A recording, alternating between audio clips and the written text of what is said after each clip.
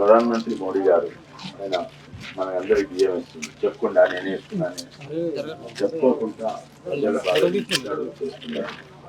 అయితే కొన్ని పథకాలు ప్రధానమంత్రివి ఇక్కడ వరకు అందుతున్నాయి, అక్కడి నుంచి బియ్యం అంటే ఇక్కడ వరకు అందుతున్నాయి.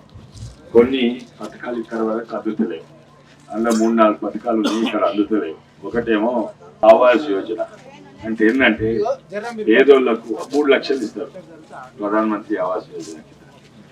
అయితే అవి ఇక్కడ ఎందుకు అందుతలేవు అంటే ఇక్కడ మొన్ననేమో కేసీఆర్ ప్రభుత్వం ఉంది, ఇప్పుడేమో కాంగ్రెస్ ప్రభుత్వం. ప్రధానమంత్రి ప్రతి పేదోళ్లకు 3 లక్షల వరకు ఇల్లు కట్టుకుంటానికి ఇస్తున్నారు.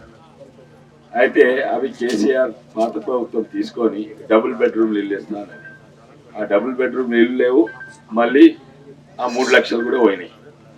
అయితే ఇప్పుడు కాంగ్రెస్ ప్రభుత్వం వీళ్ళు కూడా ఏం చేతిలో పైసలు లేవు,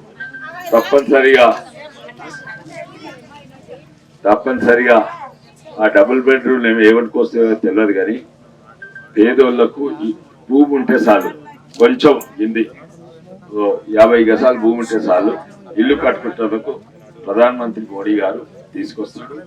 ఇక్కడికి వచ్చేటట్టు మేము చేస్తాం. ఎందుకంటే ఇక్కడ మా ప్రభుత్వం లేకుండా ఇన్ని రోజు. ఈసారి ఎంపీ కూడా బీజేపీ అవుతాడు, ఎంపీ అంటే నేను, ఎంపీ కూడా బీజేపీ అవుతాడు, అక్కడ ఢిల్లీలో ప్రధానమంత్రి ఉంటాడు. అయితే ఆవాస్ యోజన కింద పేదోళ్లకు ఇళ్లకు 3 లక్షల వరకు ఇస్తాం, మేము ఉంటాం. ఇంకోటి ఏంటంటే బాత్రూంలు దాదాపు అందరికి ఇచ్చిండ్రు, కొంతమందికి దొరకలేదు. అవి అయితే తప్పక వస్తాయి. అప్పుడు 11,000 ఎంత ఉంటే ఇప్పుడు ఎంత అయితే తెలియదు. బాత్రూమ్ తప్పక కట్టిస్తారు.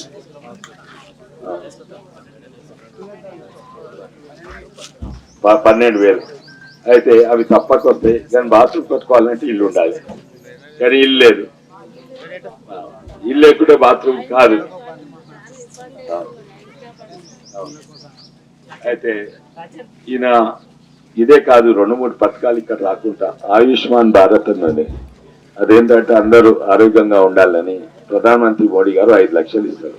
అంటే జ్వరం వచ్చి ప్రైవేట్ హాస్పిటల్ పోతే 5 లక్షల, గవర్నమెంట్ హాస్పిటల్ మంచి లేవు ఈ రాష్ట్రంలో, అక్కడ పోతే ప్రధానమంత్రి ఆయుష్మాన్ భారత్ అని ఉన్నది, అది 5 లక్షల వరకు బిల్ అయితే మీకు ఇస్తారు. అదే కాక రైతులకు కూడా, కానీ ఇళ్ల కొరకి పథకం ఉన్నది, అది పాత ఏం చేసిండు, అన్ని పైసలు తీసుకొని మోడీ దగ్గర నేను డబుల్ బెడ్రూమ్ కట్టిస్తాను తీసుకొని పాత అయినని బొద్ద పెట్టిపోయిండు. కొత్త వాళ్ళు వచ్చిండ్రు, కొత్త వాళ్ళ దగ్గర పైసలు లేవు. మోడీ తప్పకిస్తాడు.